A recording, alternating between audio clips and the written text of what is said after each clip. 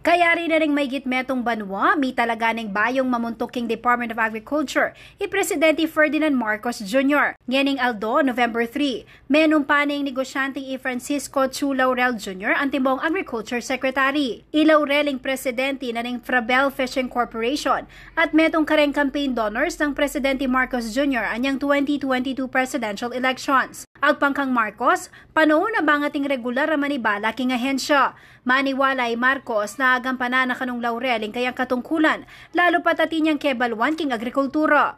The reason for the timing is that now we are confident, Secretary Kiko and I are confident that we have a fair understanding, a good understanding of what it is that needs to be done.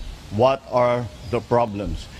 Presidente Marcos yang tinalakada sekretary na ning DA madibati niyang milukluk yaking pwesto ang timong presidente ng bangsa.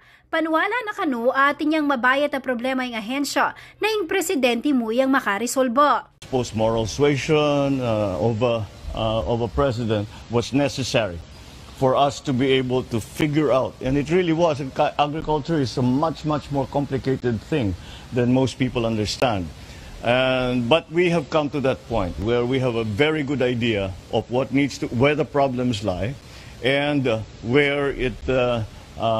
what we need to do to solve those problems. Ngayon mipasa na yung responsibilidad kang Laurel. Sisiguradwa na naabalaos na rin programang inumpisa na ng presidente at may nga akong magobrayang masalese bang may kamasaganang ani, modernisasyon king agri-sector at minono la sitwasyon ding Hortelano.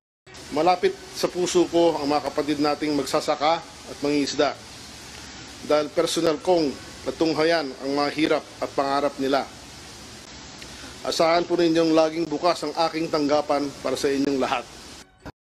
Makasadyaya naman kanong makiramdam ka ring saing-sing daring Hortelano. Inyawad na mo rin ang bayong opisyal ng suporta daring Hortelano ban may paltutuing plano ng apasanting ang agrikultura king bangsa. Inutos na naman ng presidente kang Laurel at tutukan ang pamagpababaking presyo daring agri-products. Trying grain control of the prices of all the agricultural commodities that are going up. At tinatamaan tayo ng, yun na nga, yung napag-usapan ko, climate change, alam nyo na lahat yung swine flu, alam nyo na lahat yung avian flu na tumatama sa atin.